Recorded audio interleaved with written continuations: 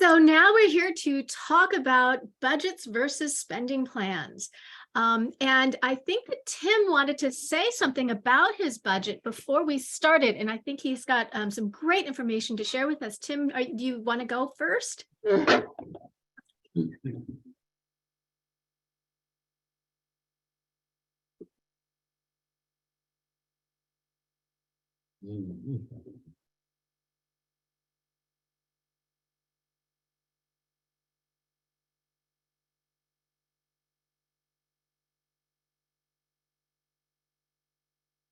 I have excellent staff helping me, and because they know that I'm their boss and not working for an agency, they are aware of my budget. What I mean is, they don't know the total amount, but they are aware that it's not unlimited. What I've noticed from my team is, they are more aware of what I want to do, rather than their needs. For example, a few weeks ago, I had two staff that were out at the same time. One was out on a planned vacation, and the staff that was supposed to cover the other staff's shift wasn't feeling good and told me a few days before their shift. The previous plan was to have Stephen cover Mayra's weekend shift since she was on vacation, but since Stephen was out sick, we needed to come up with a different plan. Eric and I planned a month in advance. Since Stephen let us know that he wasn't feeling well 3 days before Mayra's shift on the weekend, Eric and I had enough time to figure things out. We contacted all of my 3 backups and they couldn't come in. It was just Eric and Adrian. Instead of sucking me dry on overtime, we figured out a way to cover the 24-hour shift with less than 5 hours of overtime total. My staff members are there for me. They have told me that they know other staff members that work for other SDP clients, and they keep telling how much overtime they are making, etc. They tell their friends that it is not SDP and their goal is to never shrink my budget to zero. This is why I have the best team, and I treat all of them as if they were my family. I probably spend a lot on meals and tickets, or whatever a month on my team, because they understand that my SDP budget is there for my needs. Judy, you have met most of my staff in different settings, and you treat them better than how you treat me. My family does the same thing, and I'm never jealous about that.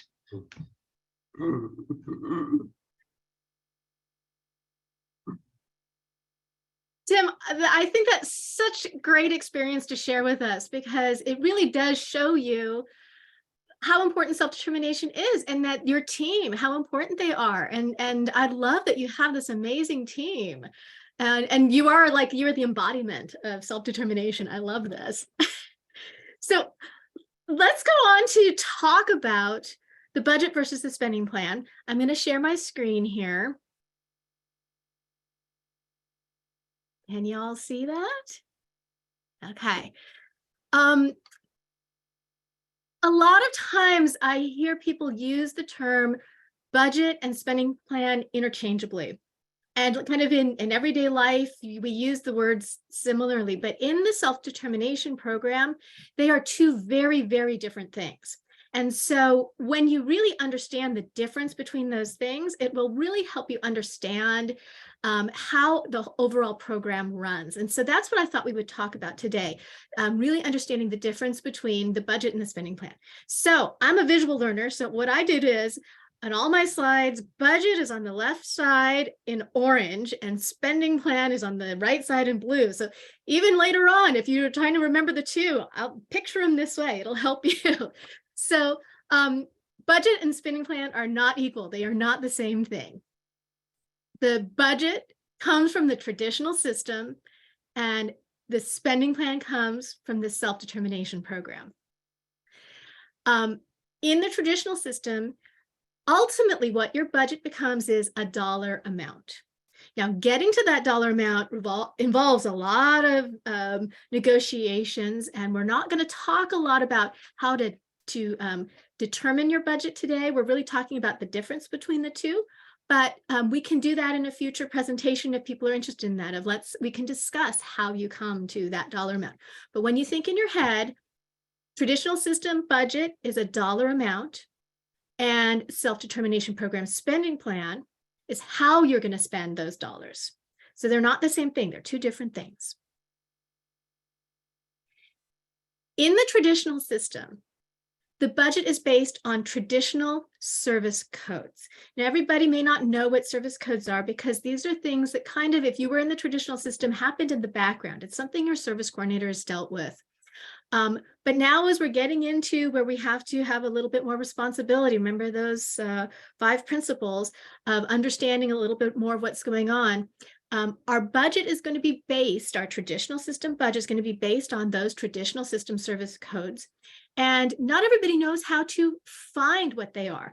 I think that at one point I heard Aaron Carruthers from SCDD describe going to the regional center for the first time is like going to a restaurant with no menu. And you have to, they say, well, what do you want? You say, well, I don't know. What do you have? But they don't really give you a menu. So I have a couple links here for you. So don't worry about having to copy down the links or anything. At the end, we're going to give you a cheat sheet with all of this information on it and all the links. But what I want to do is give you some ideas of places to look for information so you know where to find this information. So the first one is this link. I'm going to drag it over here so you can see it. Can you all see that? Yes, we can see that. Good. I'm going to make this bigger so you can see it. And this is the Regional Center Services and Descriptions. And you'll get the link with the resources. What you want to do is they have all different languages, and you can look at it here. And what this gives you is a nice little list of this services and descriptions and what age groups they cover. So think of that like the options that you have. So if you're brand new to the regional center, here are some things that can be provided. The one thing they don't have on this list, which I find very annoying, is the service codes. But, you know, they didn't ask me when they made the list. But it does give you a good understanding of, look at all the different services that you could possibly have in the traditional system. And you're going to use those to build that budget. The second place that you might want to look to find information is what they call Title 17. And it took me a very long time. I've been around the regional centers for over almost 20 years. And never understood what they meant when they said Title 17. They would always say, oh, it's Title 17. This is what they're talking about. And there is the link to it in case you get excited and you want to read Title 17. But the nice thing about it is, if you're looking for something like here's Adaptive Skills Trainer, it's got the service code number, and then it describes what qualifications somebody would need to have. So just some great information if you want to find more lists and things of what is available in the traditional system. So now, remember, traditional system budget, traditional system service codes. When you're in the spending plan and the self-determination side, it's not those codes anymore. They have their own codes.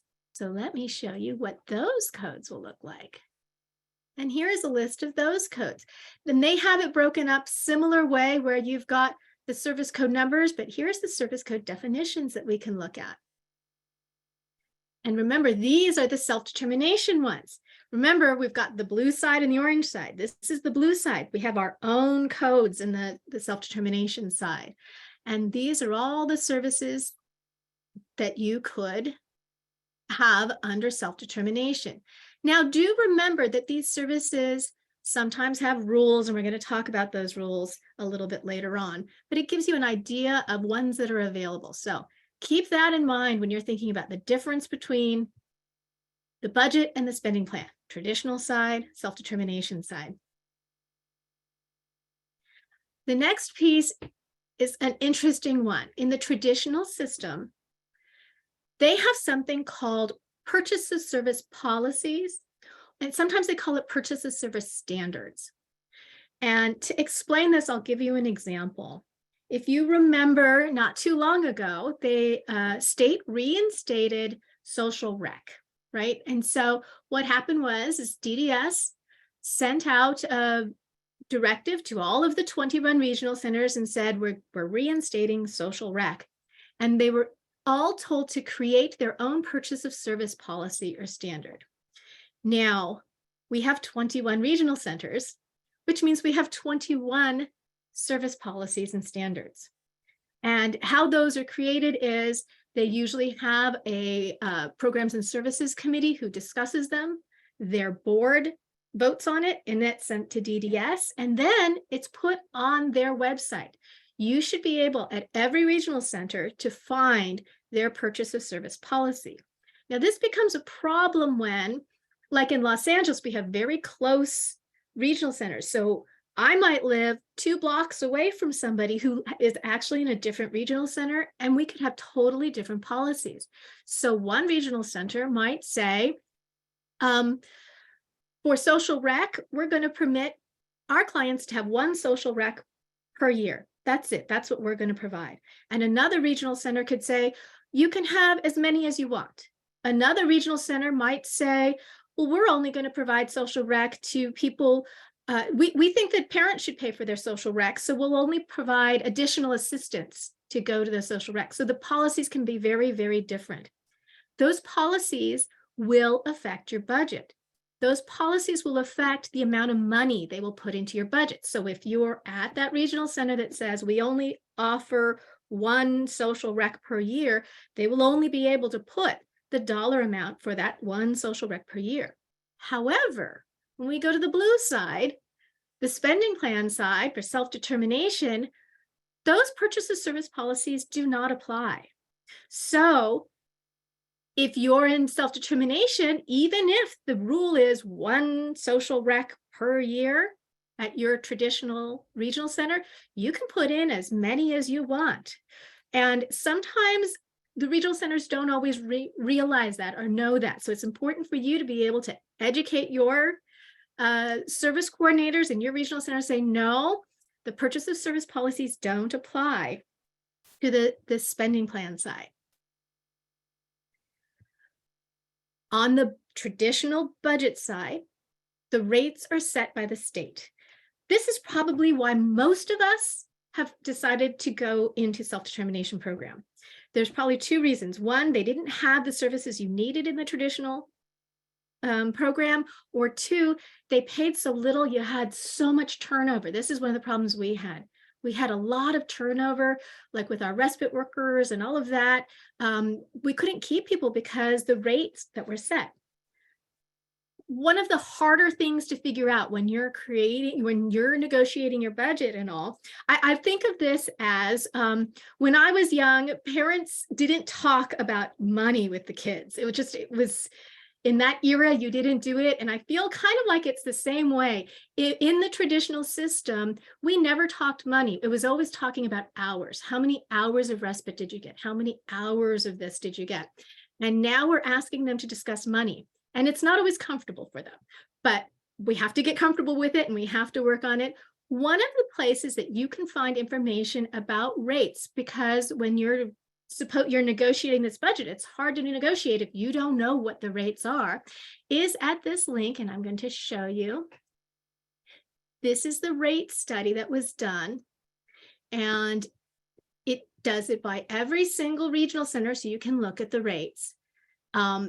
I suggest using the Excel one because it lists the service codes, which makes it easier, because when you just get the description, sometimes it's very hard to figure out what it is. Now, understand that these rates are not the be all and end all of what those rates could be in the regional center, in the traditional system. If you, for instance, were with a vendor that had been with your regional center for a long time, they may have a higher rate than a new vendor.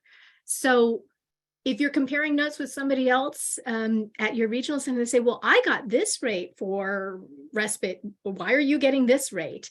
That could be the reason. Is it fair? No, I didn't set the rules, unfortunately, but it's something to be aware of. So those are the rates. Now, the interesting piece when you get into the self-determination program, participants set the rate. And I get this question all the time. What should I be paying my people, right? And the answer really is what can you afford in your budget, right? You have to live within your budget. And so you have to figure out your needs and then figure out, okay, what's the reasonable rate? Now, of course, you have to follow the law. So you have to pay minimum wage and you have to pay overtime, like Tim was talking about. You do have to be aware of all of those things, but that gives you a lot more flexibility in your spending plan. Here's a really, really, really key piece.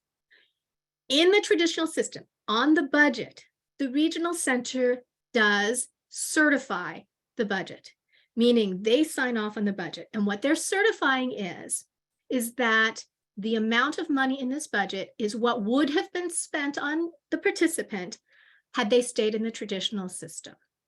And the reason they have this is the self-determination program was meant to be cost neutral.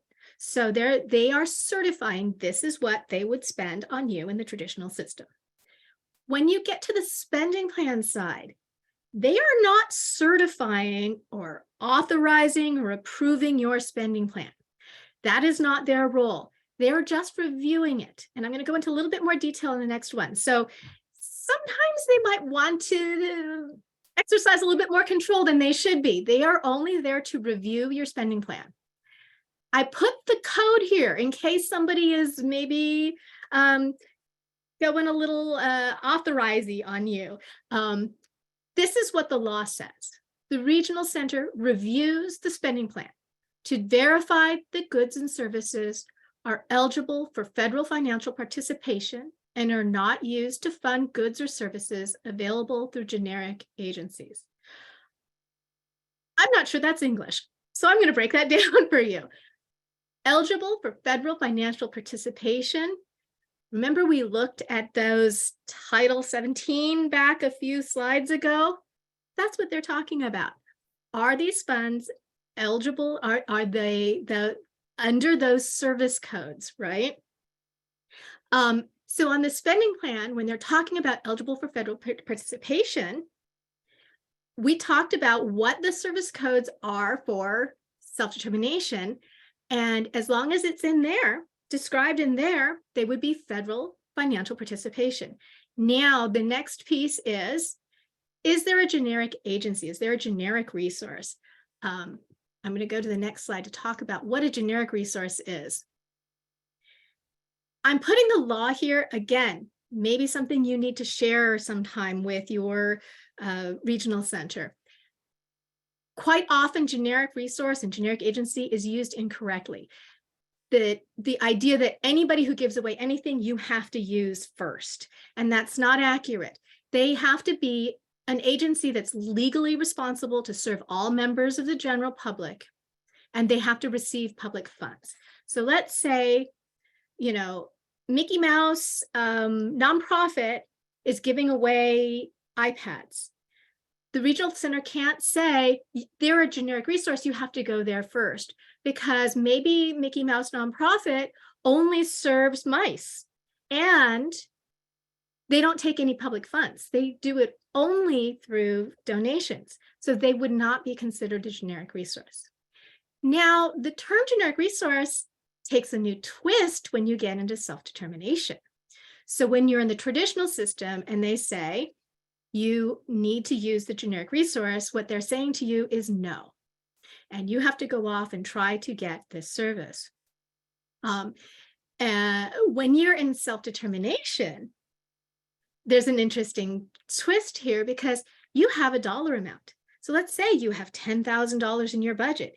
If you use a generic resource, you still have $10,000 in your budget. So it benefits you to use any generic resource you can, because then you can stretch your budget. You can make it go farther. So generic resource becomes not such a bad word in the self-determination program. The last two things the regional center can just check for on your spending plan is if the things in your spending plan are final rule compliant, HCBS final rule compliant, and that they are related to a goal in your IPP, which should have been driven by your person-centered plan. So, you can't just put some random thing on your spending plan. It has to link to something in your IPP. As long as it has those things, they really can't say anything about the other stuff in your spending plan.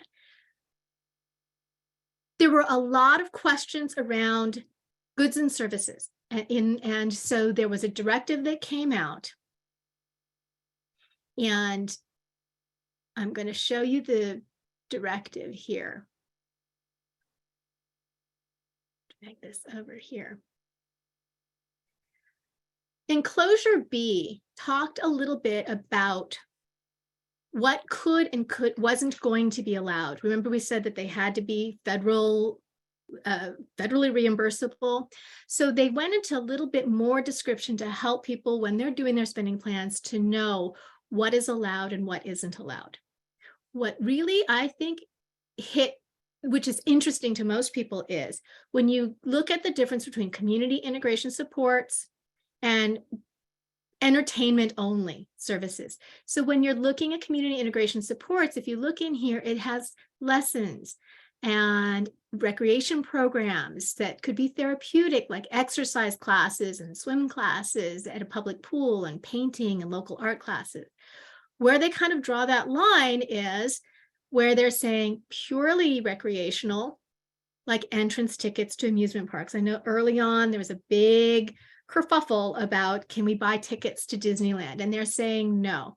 Now, I'm with a lot of people. I could make an argument that that's not purely entertainment, but this is where DDS drew the line. Now, the key piece in this is, in here it says the needs of the participant to meet their IPP goals and outcomes. I've heard some regional centers are saying, oh, because it's recreational, we won't pay for their aid to be their entrance fees in those. And because of this, and that's not true, that the aid can still have their entrance fees paid for. And again, to save on your budget, if they can get in for free, if one of the places is willing to do it for free, do it for free. But if you can't, then they should be able to pay for it. So the last piece that I think is really, really important to understand, and I put a brick wall here, is there is no link between the traditional system budget and the self-determination program spending plan.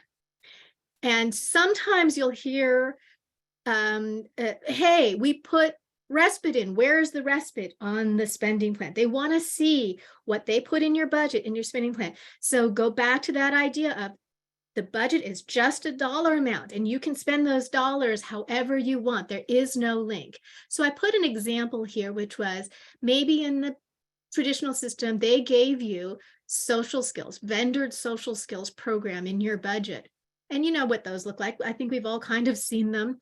But when you go to the spending plan side, you may spend it as, well, I'm going to have an aide come with me and go shopping with some friends and do some art classes and do some horseback riding. And to me, that's social skills. That's where I'm going to learn my social skills. So there is no link. They don't need to look the same when they go to the other side. I made a little cheat sheet for you that lists all those things so you can compare them back and forth. And at the bottom of the cheat sheet, it has all the resource links for you. I'm going to stop sharing here, and I'm hoping that we have some questions out there that we can answer about the presentation.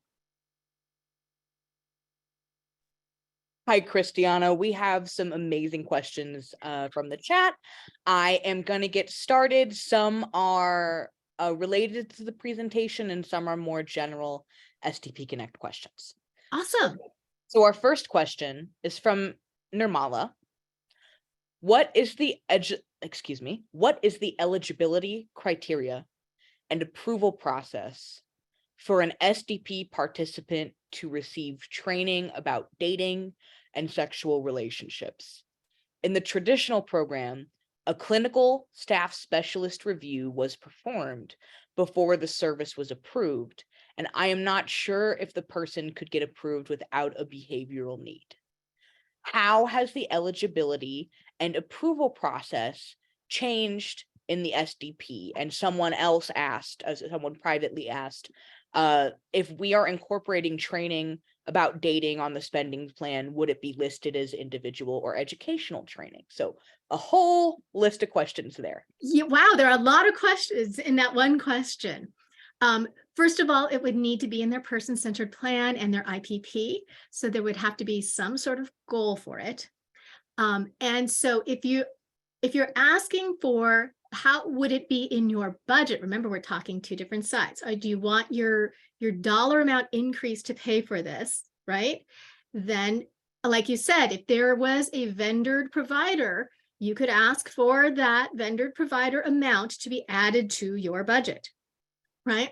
If you're asking on the spending plan side, how you would do that. Now, remember, if this person is a psychologist or anything like that, and it's a therapy, they're going to have the requirements to be a therapist. So in other words, you can't, if you're going to put it as a therapy, then they would need those requirements, those Title 17 requirements. But there's so many other things you could put it under, right? You can say it is community integration. It could be social skills, right? I mean, dating is social skills, right? So there's a lot of ways I think that you could put that in there that wouldn't necessarily link you to a vendored service. And hopefully that answered your question. Thank you so much, Christiana. The next question that we've got is an anonymous question. I asked a question at a previous webinar asking if we are able to add IHSS advocacy fees in our spending plan. The response was absolutely yes. I submitted the request and I was denied because they said IHSS advocacy falls under legal fees and legal fees are not covered. They also said nothing that isn't in the waivers list of services is covered. I did look at the list of services and it didn't specifically say advocacy, but would it be under independent facilitator? See, that's what I would have gone with, independent facilitator. And under independent facilitator, it does list advocacy.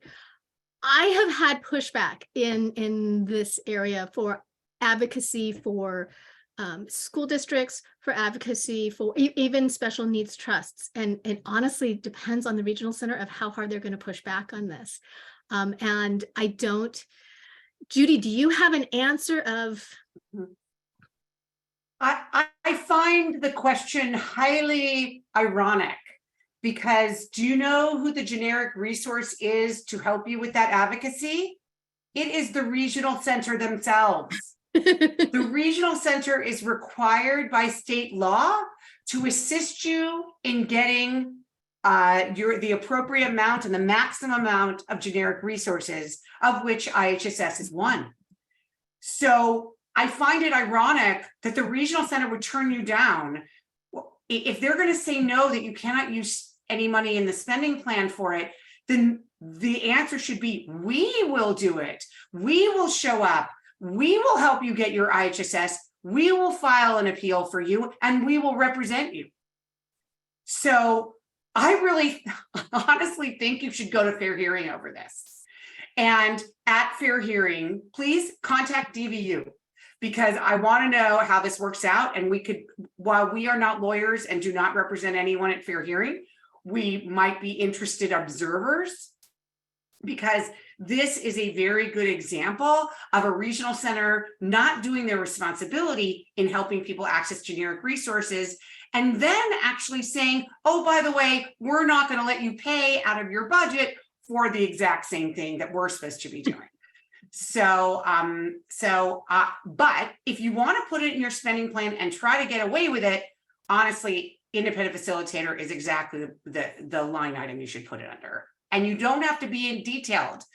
Anybody can put independent facilitation in their spending plan and you don't have to enumerate exactly what they're going to do for you. Thank you, Judy. So our next question, I like this question because it is from an anonymous professional, and because I think addressing a common misconception about the self-determination program, which is that it's only for adults. So an anonymous service provider asked, are there any guidelines or resources on the self-determination program, on the budget, et cetera, written just for children? I'm a new IF, and clients are coming to me who have young children. All the training seems to speak only to adults. Even person-centered planning questions pertain to life planning for adults. Well, see, I don't see it as really only planning for adults. I think that when you talk about person-centered planning, it's every age. They know what they want and what they don't want, and they can tell you their preferences. And so for the person-centered planning, I would say it's absolutely for every age.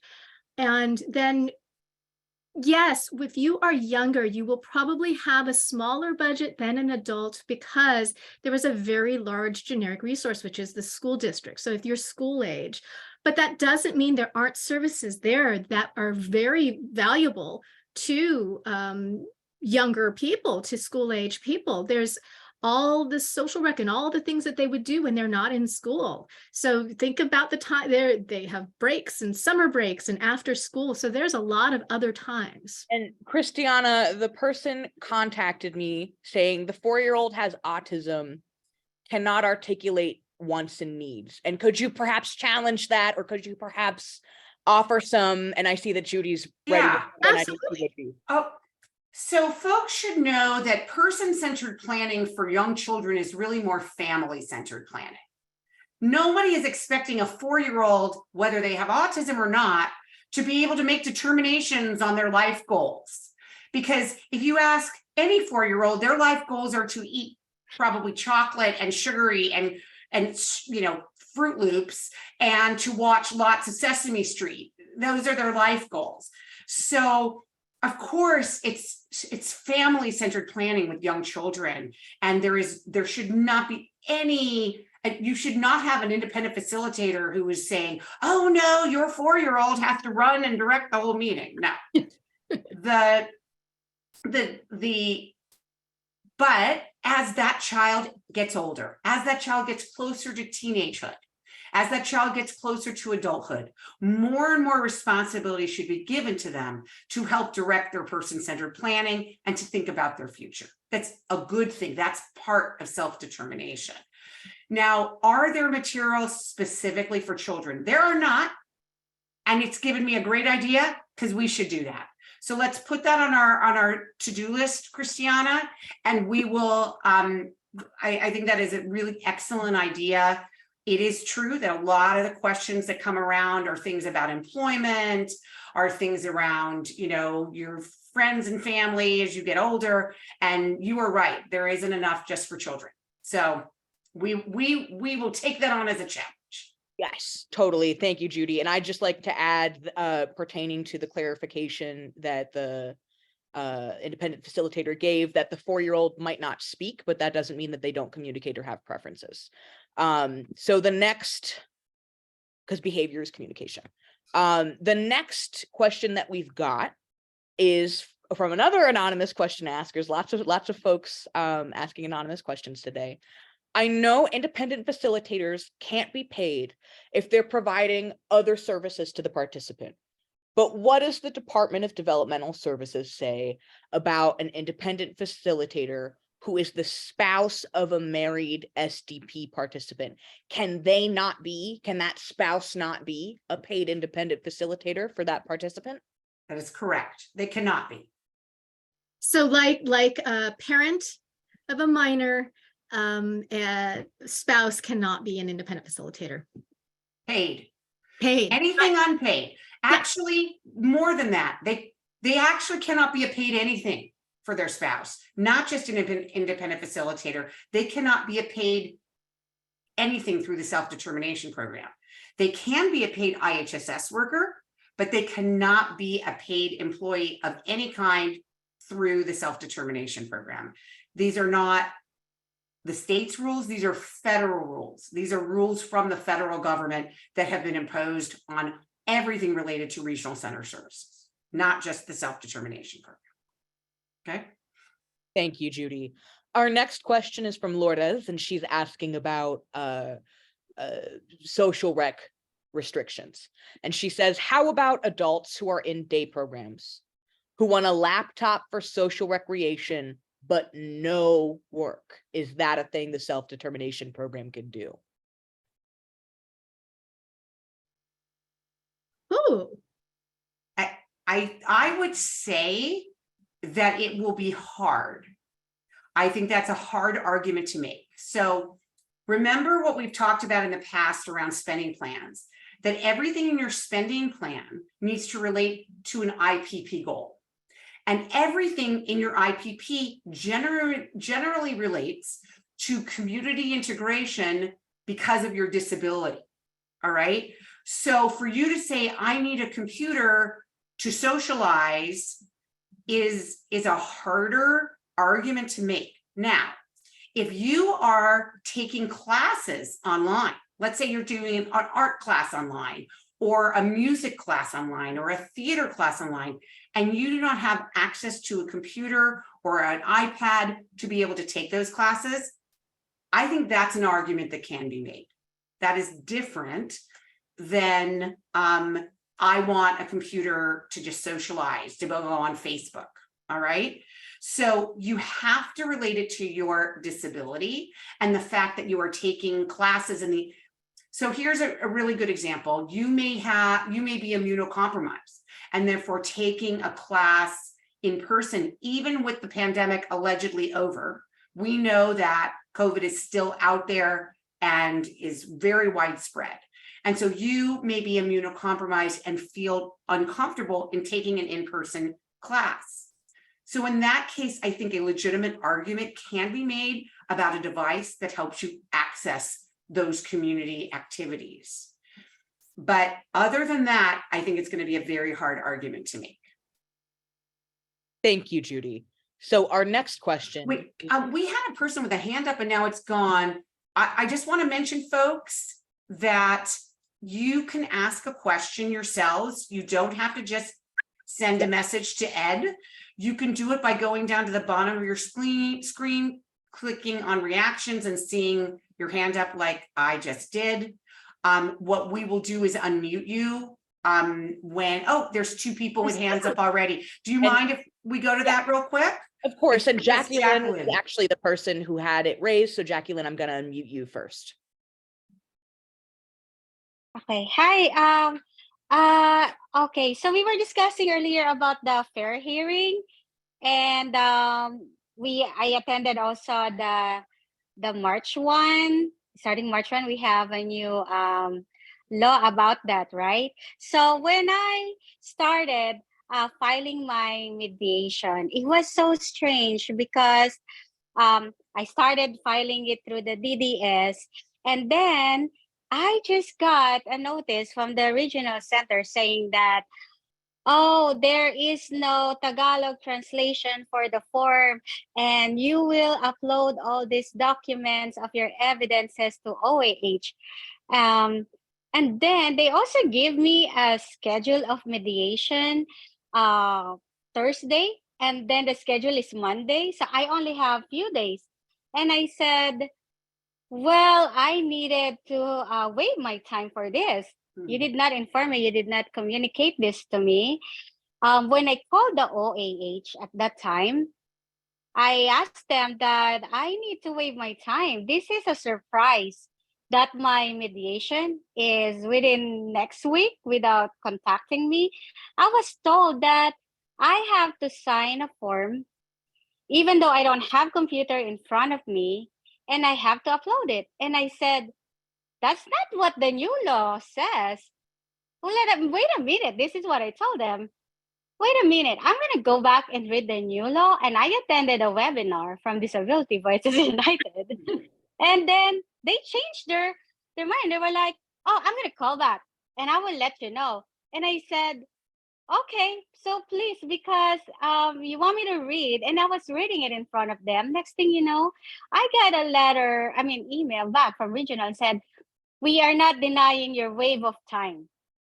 So I was like, oh, I got this. They waived my time finally. Why do I have to go around? If I didn't know this, people will be like struggling, going on a mediation who didn't even have time because of their tactics. And I was really, really upset. But at the same time, thank you. Thank you for doing this, for informing us and letting us know on this. Because my question now is, how do we do it in public? Let's say one of us here decided to go for a fair hearing and we want to invite you on our fair hearing. Yeah, definitely invite me. I private chatted you and gave you my email address. I would like to really ask you questions about this fair hearing issue. So if you wouldn't mind sending me an email, and I'm going to involve some other folks as well. Okay. Thanks, Jacqueline. Great job. I love that you, what a great advocacy there. Would we like to take another question from the hands that are raised? Please, Can we? please. Yes. Of course. Gayatri, go ahead and unmute. Oh, looks like Oops. Did we One. lose? Gayatri, I've asked you to unmute again. It looks like someone put your hand down, but I have gone and found you and asked you to unmute again. If you're not able to unmute, we're going to move on to Elaine. Okay, let's move on to Elaine. Me? Oh, sorry. Go ahead, Gayatri. I see. Oh. Go ahead, Okay. Gayatri. Yep. So my problem is, and I also put my question in the chat. So my son had no goals in his IPP, absolutely none. And we got a new case manager now. And so she wants me to sign the new IPP, which just gives him respite. But the goals in the SDP have not been put in the IPP. My question is, should I sign this IPP? She's insisting that I do it to come up with a budget. But then I did tell her, my goals, my social rec goals, my communication goals are not in the IPP. And so I wouldn't be comfortable signing this IPP. And she says, oh, that's different. We can discuss your PCP later. Is that accurate? Should I be wary? You should be wary. Are they actually saying no, that they will not put your goals in the IPP? No, even though we have submitted the PCP, the goals, Judy, from the PCP, from the SDP plan, have not been transcribed onto the IPP. All the IPP has right now, and to be fair, we only submitted the SDP last week. Mhm. And so she says, you can have N number of IPP amendments, just go and sign this, because we were getting nothing. We were not even getting respite. Mhm. So after I complained to the director, we got respite written in. And now she says, just sign the respite goals, and then we can discuss the PCP later. Okay. I don't know why she's rushing you through this. So remember, I'm going to be really specific, not necessarily for you, but for everybody here, is that the goals that move from your person-centered plan into your IPP are those goals related to your disability. So for example, my son had a goal from his PCP that his first one, that he wanted to spend more time with his grandfather. That's not really an IPP goal. It's a fantastic PCP goal, but it's not really an IPP goal. But other goals where, he wants to get a job and needs support to do that, that's an IPP goal. So when you talked about communication and social rec, those are definitely IPP goals. And so you should write very specifically, we request that these specific goals, you don't have to go into our IPP, and we want to attach the person-centered plan to the IPP. Those are absolutely reasonable requests to make, and ask them to answer you within like 48 hours, a yes or a no of whether they're going to do that. And that only will delay them 48 hours. But I would be very, very specific on exactly what you're asking them to do. And if they say no to that, then I would go back to the executive director, because that means their training is not good. Okay. So what I can Oh. say is when they're doing the IPP is all over the road with the different regional centers. Yeah. And because they have to do a transitional IPP right before you're going to go in, because they're going to put in the new purchase of services for the self-determination program in your IPP, some of them will wait until that point and put the unmet needs and the things from the person-centered plan at that transition IPP.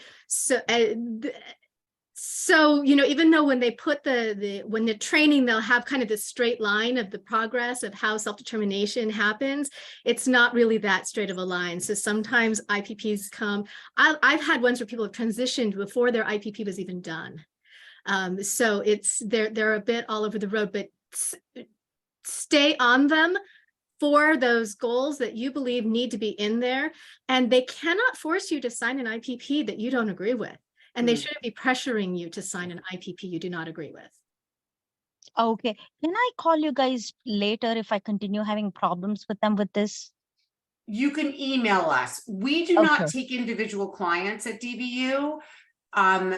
So what we try to do is when we get emails like this, particularly really problematic ones, we try to connect you with those folks who do take individual clients. Got it. All Okay. right. Thank you. Okay, thank you.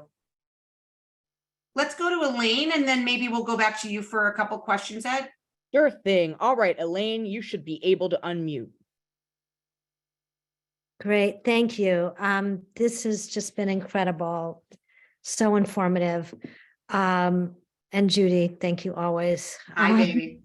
Saved my life, my son's life, so many times. We are constantly under challenges that our behavioral intervention services will be terminated. And my son's a non-speaking autistic and relies on that. So I have two questions for that.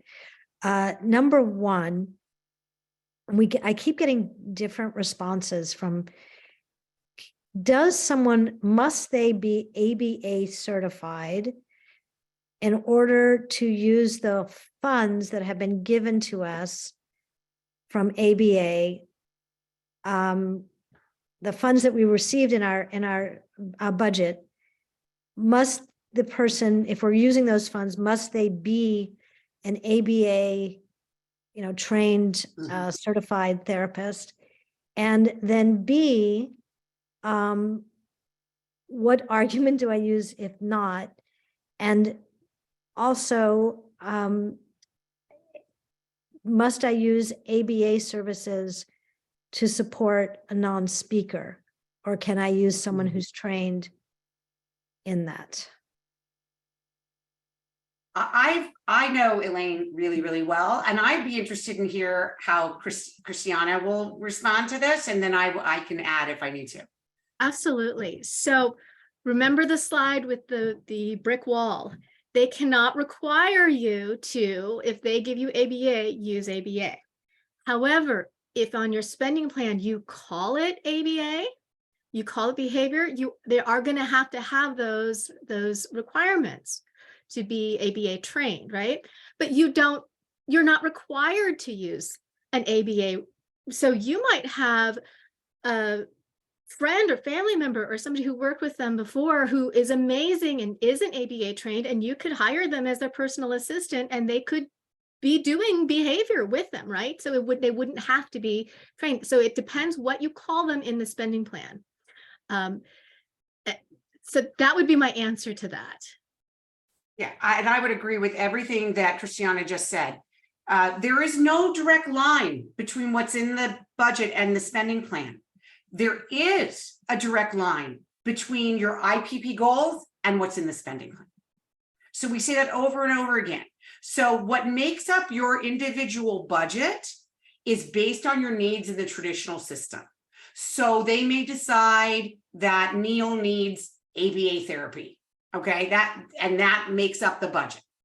But the reason they decide that he needs that is because of goals that were put and you know, other issues that were put into the IPP that says that these are the issues that we want to address, and that the way we would address this in the traditional system is through ABA therapy. And therefore you get X amount of money in your budget for that. These goals that they're talking about addressing, those goals need to be addressed in your spending plan. They must be addressed. But there are lots of ways to address that behavior goal. We don't like calling them behavior goals, but that's what the regional center calls them because they're so deficit based. And so some people do well with acupuncture, with massage therapy, with meditation, or how about the most important thing, communication. If a person has a way to communicate, it is absolutely, to me, the number one way to address quote unquote behaviors. And so as long as you're drawing that connection. Now, saying all that, that is the way that we believe it should be done. Different regional centers do it different ways. And we have been begging DDS to come out with a statement clarifying this so that we have something in law to point to. Because some regional centers are fine with exactly what you want to do, Elaine. I know because you and I have the same regional center that we are facing really big barriers at Westside Regional Center on this issue, particularly around the right to communication. Which there's no service in the traditional system that gives you a right to communication and communication supports, which is something we're advocating for, by the way, in a different set of issues that we're working on, and Tim is involved in that. But the problem is there's no communication supports in the traditional system. And so you should be able to have that right. And by the way, if you look at the list of services and supports in the self-determination program, there's a whole section on communication. So I believe that you should be able to draw that line from behavior to communication, to behavioral goals, I should say, to communication, and not ABA therapy to communication. So Elaine, give me a call. Well, I mean, this is something I've been fighting with Westside Regional Center for a couple of years, and we will continue to fight. Okay, beautiful. Let me know if there's anything I can do to help. All right. Thank Thanks, you. honey. Thank you, Judy and Christiana. This is great. Thank you. I think Ed was up next. Sure am. Okay, folks. So our next question is from, let me scroll back up, from Alfredo. And this is in response to the conversation, or the portion of the conversation about what is and is not a generic resource. And he asks, what about if the agency we want is not receiving federal funds? Okay, so there's no agency that receives federal funds. It's the regional center services that receive federal funds. The regional center receives them from the state. So don't worry about your provider. The provider does not need to be a vendor of the regional center. So some of you may be using your funds to go to the YMCA to take swim lessons. The regional center is receiving federal funds for you to be able to take that class at the YMCA. Let's say you hire a guy down the street to help teach you guitar. The money to pay that guy, you're receiving federal funds to help pay for that guy. So don't worry about the service provider and federal funds. It's the regional center that needs to worry about that. Thank you so much, Judy. So our next question is from Sally Levy Albert. With regards to generic resources, are insurance plans considered generic resources? We're asking for occupational therapy, for speech and language pathology, and for physical therapy. And we are told we must have denial letters from our insurance before the DDS would consider allowing this to be covered under the SDP. So by definition, they're not generic resource, but the regional center is the payer of last resort. And so your insurance would need to pay before the regional center would. So you would need to get those denials. Thank you, Christiana. Our next question is from Rebecca. Caveat, if there's no link between the budget and the spending plan, can't the regional center refuse to add that service in your budget for the next year? Christiana, you go ahead. So we're talking about having a whole meeting on those second year budget negotiations and how they look and what it looks like. So you are still going to be meeting goals in your spending plan. So as long as you're addressing the goals for those things, that should still be in your budget the next year. So even though you're not using what they're saying, you're still meeting those goals. You're still addressing those goals. Thank you, Christiana. Next question is from Maria. Where can we find a list of social recreation for the self-determination program? No list. There is no list. It's what I think really you really start from your person-centered plan of what is this person interested in. So it wouldn't be, because what my son is interested in may not be what your son or daughter or the participants are interested in. So you have to look at what they're interested in and then go out and find those in your community. So there isn't a list per se. Yeah. Remember that we don't want lists. We want community, right? So if you want social rec, what is there in your community that allows for integration, that allows for civic participation? So in my community, a couple blocks away is the YMCA. It may be your church or synagogue. It may be Boy Scouts and Girl Scouts. What is in your community that gives you that participation, that inclusion? And that is what you should be looking for. No lists at all. Let's go to the hands up. Ed, if you could call on the next person. Sure, Jean, you should be able to unmute. Hi, good evening. Thank you all for this platform. I have a twofold question. Pertaining to the recreational, we did get funding for that. However, we did get it for last year as well. However, when it came time to releasing those funds for, like, let's say Color Me Mine or bowling, those things that my son likes to do, the FMS agency, because they weren't vendored, did not release the funds to us. Oh yeah, we hear those problems from everybody. Oh really? Oh so yeah. How do we tap into it? I mean, have they found a way to tap into it at all? Not yet. So different. I know.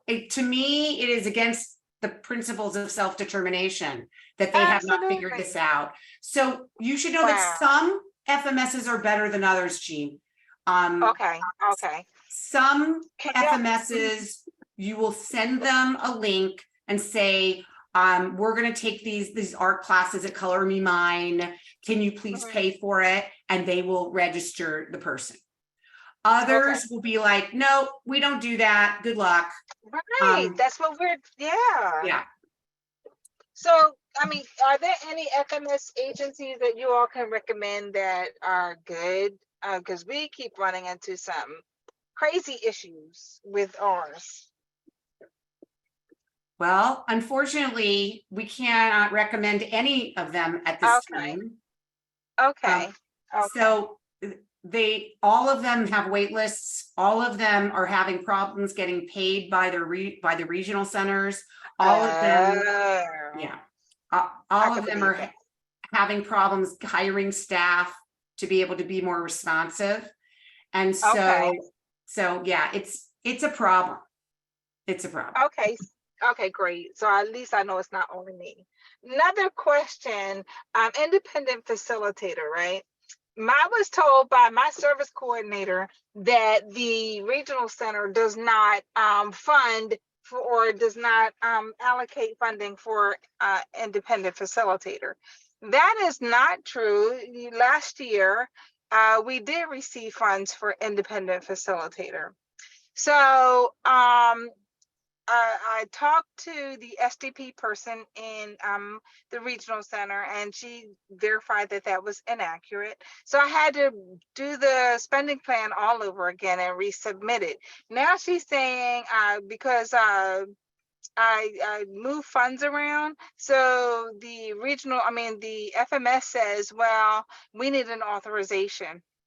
Fine, I redid the budget and sent it over to the regional center for them to go ahead and approve the spending plan, right? The spending plan, they say that they have to approve the spending plan, their accounting. So going back to what you all said earlier, they don't necessarily approve it. What they do is they just have to go ahead and make sure the checks and balances work, right? They do a little bit more than that with the spending plans. So on the back, so you had a few things in there that I want to go back and tease through. So when you transition into the program, they will pay for your independent facilitator services. They call it something different now, but probably when you went in, they will pay for it. Once you're in self-determination, they will not increase your budget to pay for your independent facilitator. Right. So that's why I said I moved money around. Right. To go ahead and allocate that money toward the independent facilitator.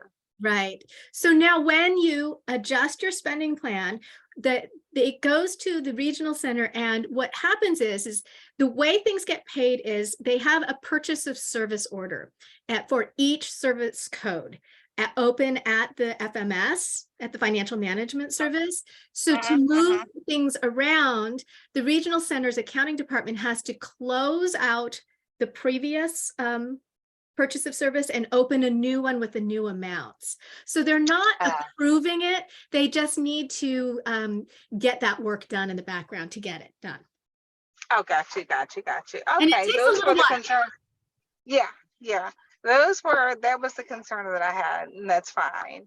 One more question. I'm so sorry. They for our ABA, and the reason I thought about this is because they said, because we haven't identified an ABA and we need it desperately. My son needs ABA desperately. Unfortunately, what we're running into is these agencies are not receiving SDP yet. They're not vendored yet. And some of them are saying, well, we are not going to get vendored. And so we're having a difficult time. So what regional center said was, okay, so we're going to put this in the red so that when you all find an ABA agency to provide services, then we'll go ahead and allocate the money toward that. Is that normal? So they're saying they won't put it in your budget until you're able to identify somebody? Yeah. And then they said, we'll circle back on that when you identify so they put it in red. So when you identify, so for example, we used to use CBEM. They were great until they say we don't accept SDP. We only do traditional services. So we had to shut that down. It still remained open in our budget last year, but they closed it out this year and said, well, you didn't identify an ABA, so we can't give you the funds until you identify one. So that's pretty bad, because what you were saying earlier is that you can use an acupuncturist or some other alternatives for the behavior issue. Yeah, correct. So I'm gonna have to mute you, Jean, just because we're gonna move on to our next question after we answer your last question. So it is absolutely not required that when you put something in that you request something for your budget that you have identified a service provider. It is the average rate that they would spend for the type of service that your child needs, and that is the amount of money. You do not need a traditional service provider identified. Same thing with your spending plan. You do not need a service provider identified. You do need a dollar amount, and you can change that dollar amount, obviously, as the year goes on, but you do not have to have it identified. It says it very, very clearly in the frequently asked questions, the FAQs on the DDS website. So let's move on to Lourdes, if that's okay, Ed. Sure, I'm gonna unmute you, Lourdes, and just a reminder before I do, from our interpreter, Lorna, that we need to avoid crosstalk if at all possible, please. So please be mindful of that. Lourdes, you should be able to unmute now. Hi, I have a situation. GT told me that no nonprofit or LLC are allowed to be paid under SDP. I'm sure that's not true. If you have anything in writing to send me, Lourdes, I would like to see what they're claiming, because maybe there's a misunderstanding there, because many nonprofits and LLCs are being currently paid for through the self-determination program. So I'm not sure what they could possibly mean. I have 2 clients that were supposed to start, everything was going great, and they said, we cannot pay this because it happens to be a nonprofit.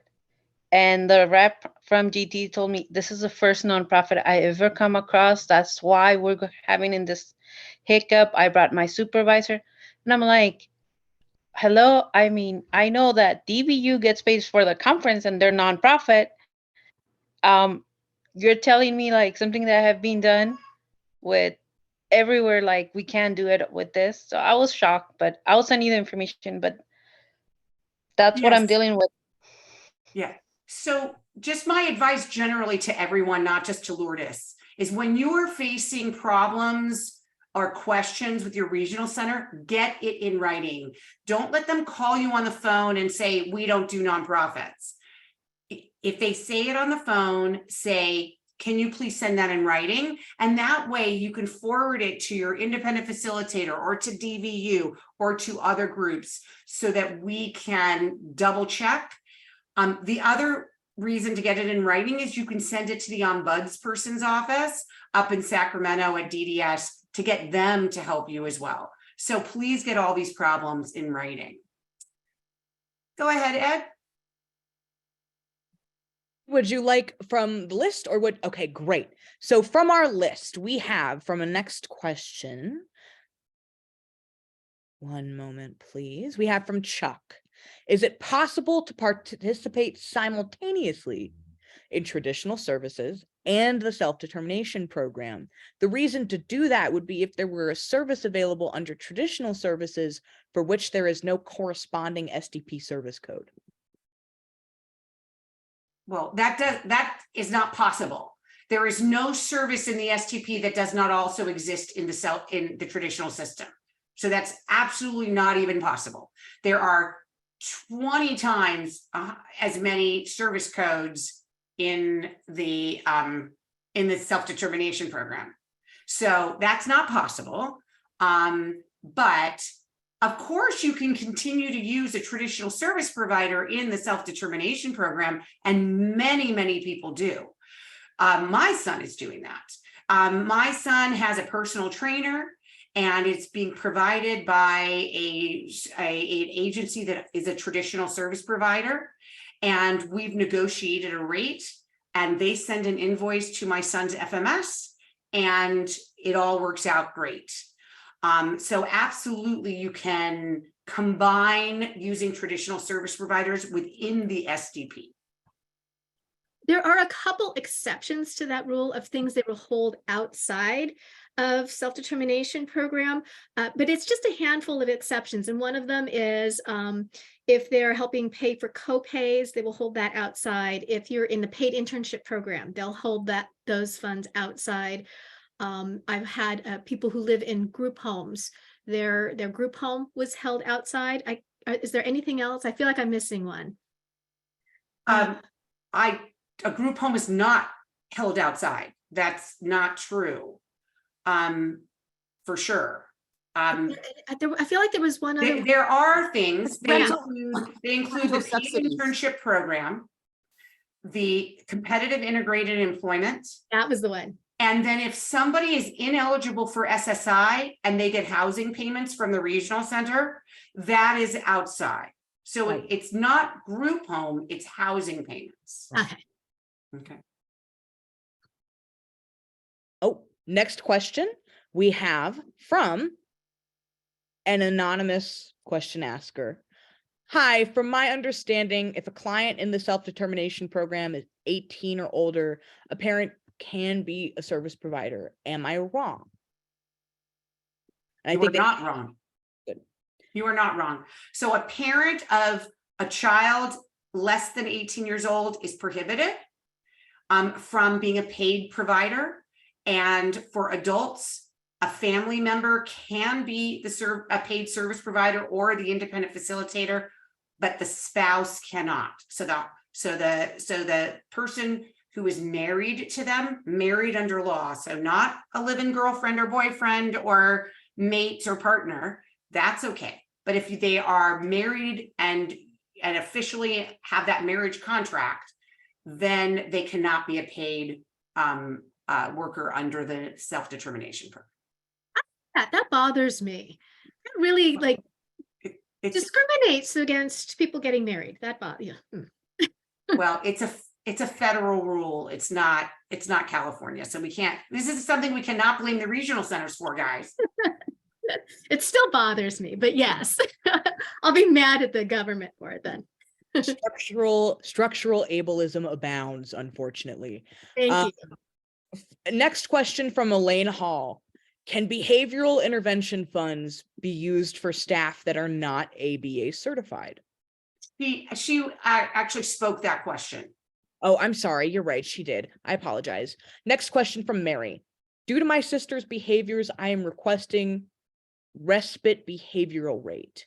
I asked the regional center for their policies on behavioral respite. Regional center said they don't have one. They asked for a home visit. The visit was completed. We are now being offered a planning meeting to discuss it. Does it make sense that they don't have a policy in place, or is this their way to delay? I was going to say, I'm not certain that every single regional center has behavioral respite, do they? Not every regional center has behavioral respite. All the policies around services are required by law to be available on your regional center website. It's called purchase of service policies. Sometimes it's under transparency.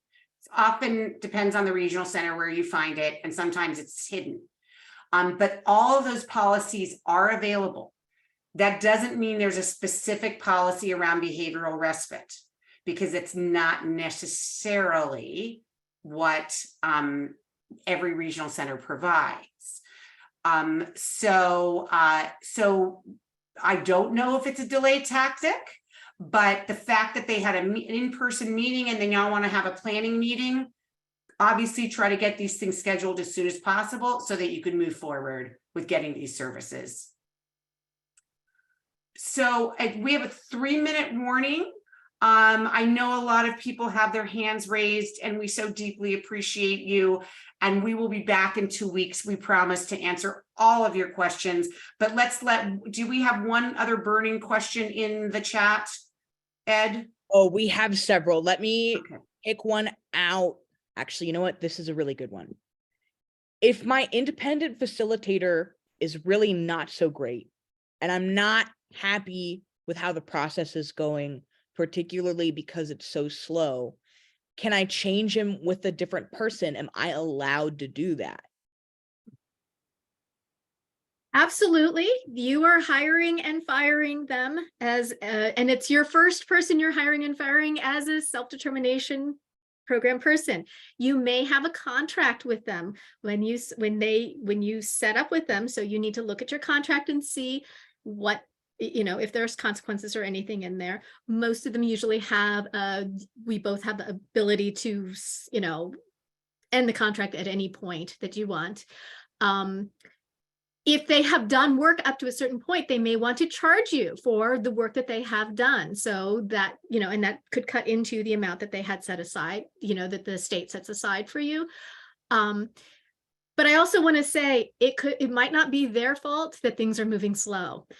Be aware that regional centers are moving very slow.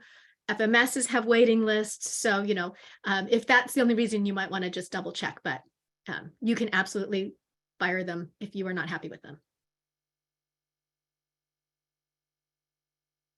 So I think we need to wrap up now. Thank you, Christiana. This is your first SDP Connect that you have handled all by yourself. I want to apologize to all of you who have asked questions in the chat that we didn't get to, and to Georgina, Nirmala, and Chuck who have your hands up. I so apologize we didn't get to you. We promise we'll be back in 2 weeks with a new SDP Connect. If you want to hear anything that you just heard, go to the interchange.org and you'll be able to see the recording of this meeting. I want to thank you, Christiana, Tim, and Nina and Fernando. We hope that all of you will join us next week, either in person or virtually, to help get AB 1147 passed. Make sure you're on our mailing list. We are here to save the self-determination program and to really save the regional center system. So thank you very much, and we look forward to seeing you in a couple of weeks. Bye-bye.